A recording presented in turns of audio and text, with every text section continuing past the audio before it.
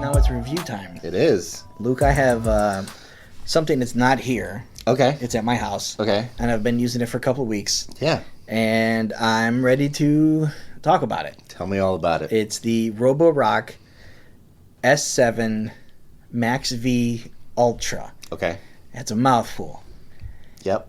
It is a smart vacuum, robot vacuum. Mm-hmm.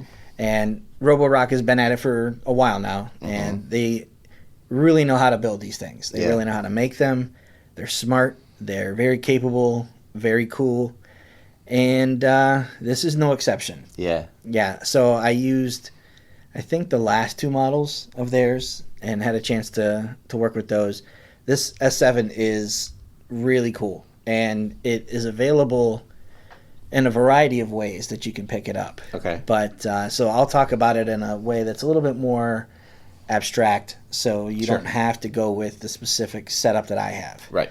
Okay. So the version that I have comes, or I'm testing, is with the empty wash fill dock. Okay. So you normally have your vacuum, and as I'm talking, this will be B-roll footage to kind of show you what I'm talking about. So they look the same. They're all like these little, not little, but pucks. Yeah. Coins that kind of move around the room. Right. The S7 is very quiet. You can use voice control. You can name it if you want to in your Google Assistant or within the app itself. You can name the vacuum. And I like to name mine after droids and famous robots and things. So mine is Dio from the Rise of the Skywalker. Rise of Skywalker. Yeah. So it's named after that, and I can ask Google to start Dio, and it'll leave the dock and go clean the house. Nice. So setting it up is really easy. If you go with just the S7 itself, you're more or less taking it out of the box. You've got a little, kind of like a dock that you just plug it in, and it kind of parks itself on there. It's got some magnets so it knows that it's on there. And that's how it charges. Mm-hmm. Yep. Yep. So nice and easy. It takes all of a few minutes to set up. Mm-hmm. Put it on the, load the app. It looks for it, connects to Wi-Fi, tells it the information, and then you're pretty much good to go. Mm-hmm. So it'll go out there, and the first time or two, it moves a little slower, but it's kind of exploratory, figuring out how the house is laid out. Yeah.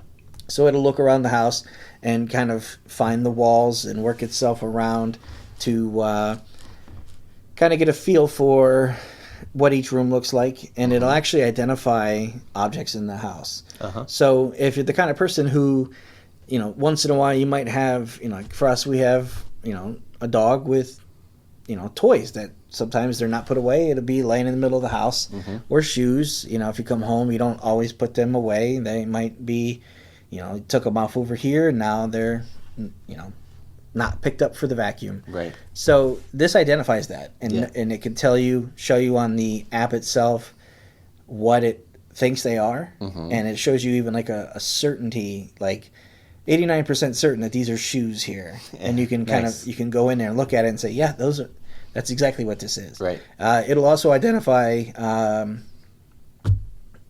kitchen table, couch, chairs, different things that might be in the middle of a room. And it'll put them on the map. You can go in as you use it.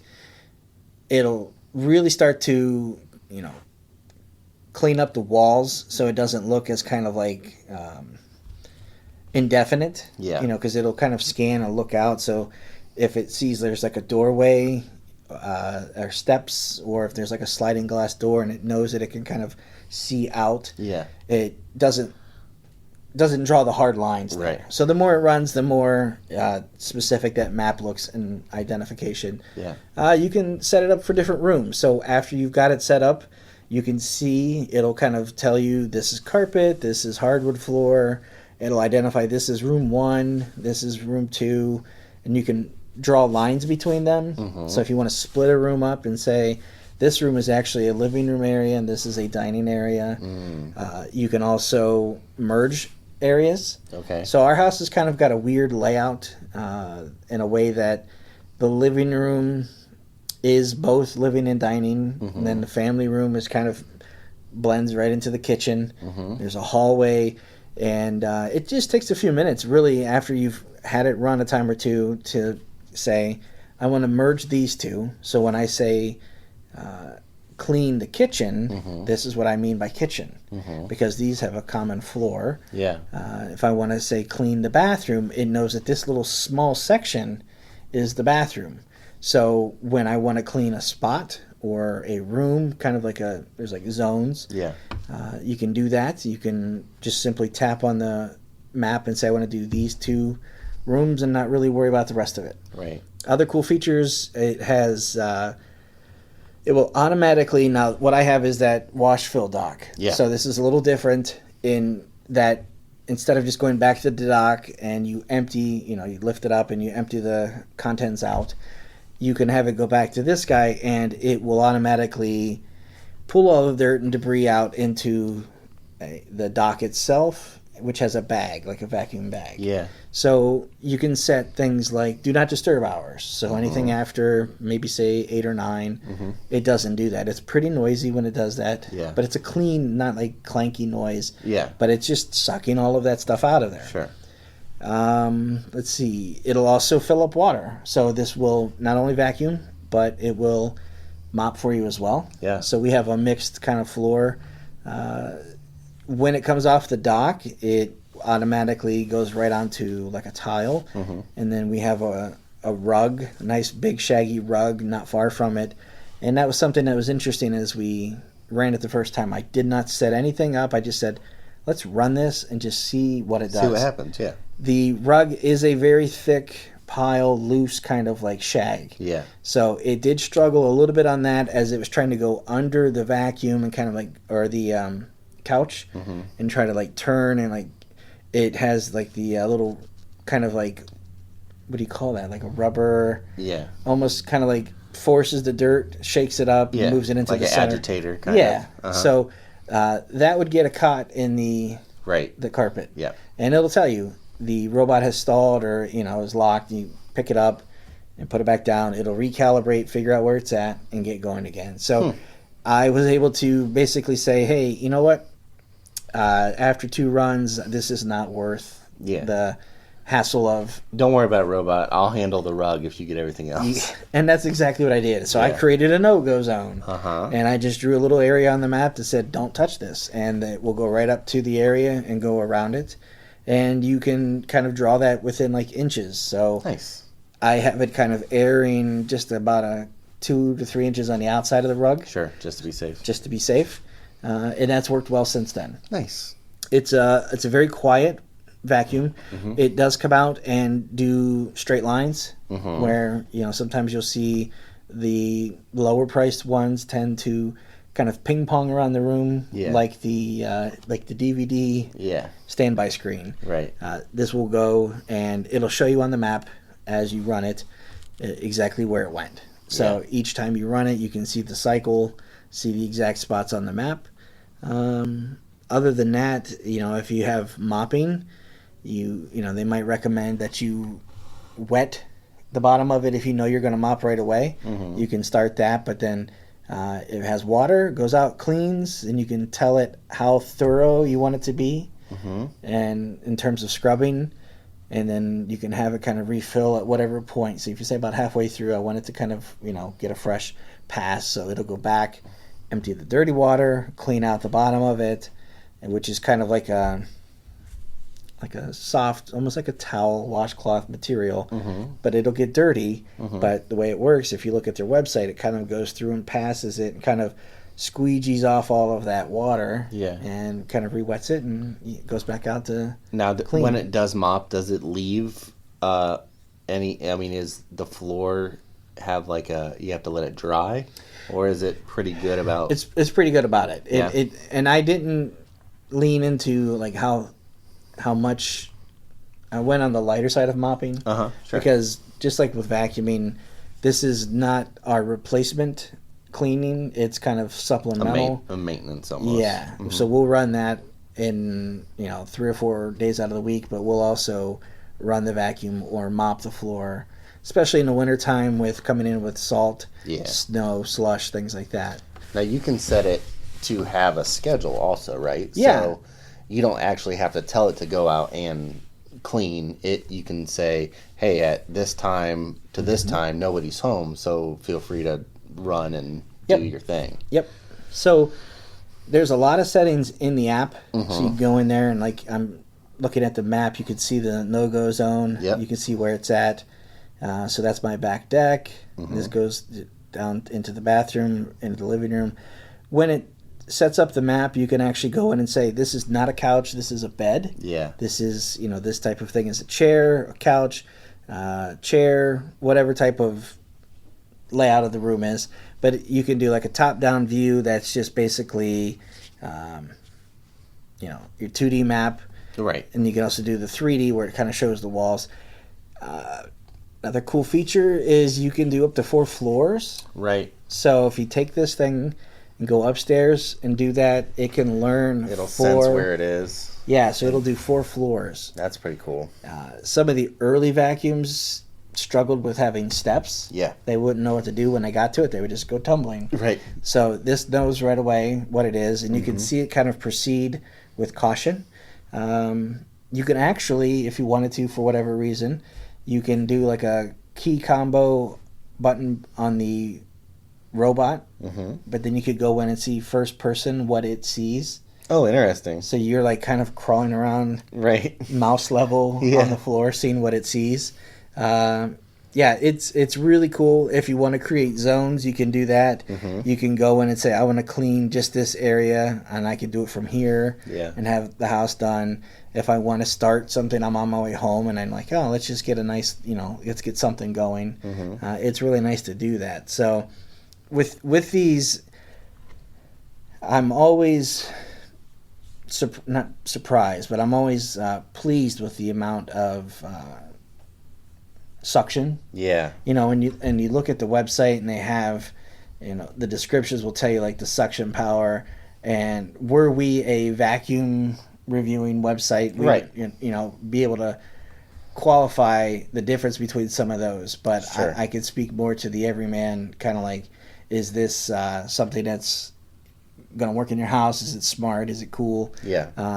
Compared to some of the previous ones that I've seen, even from them, it charges pretty quick. Nice. When it goes out there, you can actually see how long it ran. You can see how much battery it used. And you can see real time what the vacuum is in terms of battery level right now. And you can see, previous cleans. You can do all kinds of fun things. If you go in there and actually mess around with the settings, there's quite a lot you can do in terms of like, how do you want it to, how often do you want it to clean? How often do you want it to scrub, swap the water out? Or is the house pretty clean generally? I don't have to worry about it, agitating too much floor. As it ran by, weather was nice this past weekend, and I ran the mop, and the floor dries just as quick as it would be, if not quicker, because it's more of an even distribution, whereas sometimes when you mop, you might get one wet spot and then you're pushing that out to other spots. So it's really cool. I would definitely recommend the brand as a whole. This is a new version, the S7 MaxV Ultra. Whether or not you want it to do the auto cleaning or the dock, that's up to you. Now you've used a couple of them at this point. Do you think, in your opinion, the dock is worth it? Do you think it's a nice ad? It is a nice ad, but it is a pricey ad. You're talking a couple $100 more just to have this on there, if not more. Again, at one point, not that long ago, I didn't have one of these in my house. So just the ability to have it kind of go around and clean up and then empty the container in the trash. It's very easy to kind of like pinch, take it off, and empty it out. That's not a problem. As to whether or not it's worth, the mopping is for me is an after feature that I don't use a lot of. So I don't know that I would, personally, I like that it does it, but I don't think that I necessarily have to have it. Because that's the one where, we will clean those floors ourselves more often. Running the vacuum, we have, not a ton of carpet, but we'll run the vacuum. It's probably the having a dog and a cat, something that we'll do every other day, just as a practice. But so I don't know that it's necessarily required, Sure. And that's a user preference. Yeah, absolutely. But the vacuum itself is really cool. One of the other things that I like about it is that when you're setting it up, if you do have pets, you can tell it I have pets, and it's a little bit more forgiving when it comes to obstacles. Okay. So it sees something and it doesn't treat it as if this is permanently going to be here. Right. You don't have to constantly update your map. Yeah. So here it might be, that's just the toy that the dog was playing with and left it there. Right. So it treats that area, it comes back to it and will kind of rewrite itself because it knows, hey, this is to be a little bit more forgiving. So, yeah, I would definitely say, as a brand, check out Roborock. Definitely recommend them. I certainly recommend this model as well. Yeah. As far as whether or not you want to get the automatic, fill station, that's up to you. It definitely works. Yeah. But I don't know. That's your preference. Sure. So, yeah.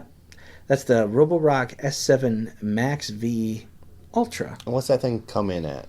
So, if you go to their store right now and look at it, there are a handful of options. They do have a spring cleaning offer. Okay. So, if you went with the S7 robot with an auto-empty dock and cyclone dustbin, so you're looking at about $7.99.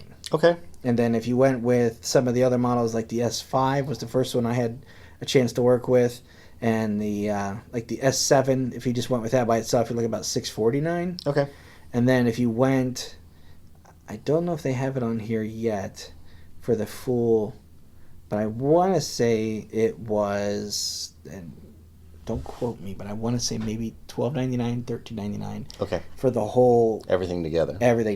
Okay. So for some people, they're like, no way, it isn't worth it for me. And then there's some people are going to go, you mean I don't have to touch a mop now too? Yeah. Like, yeah, it's up to you. So definitely check them out. Look it up, figure out which models. And then if you look at their website, they usually have some kind of sales going, and they don't always happen to be selling just the current model. There are other ones that you can look at and are very highly reviewed. Right. Going back a couple of years now, they've been some of the more interesting things that I've seen come out of CES.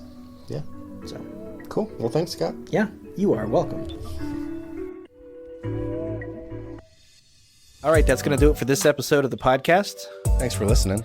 We appreciate it. If you guys have any questions, feedback, concerns, comments, anything, shoot us an email at podcast@AndroidGuys.com. We'd love to hear from you one way or the other. Luke, if someone wants to get a hold of you, how do they do that? I am on Instagram and Twitter at Luke Gaul, Gaul. And I'm on Instagram at Scott Webster and Twitter as SWebster77. Until next time, thanks for listening. See ya.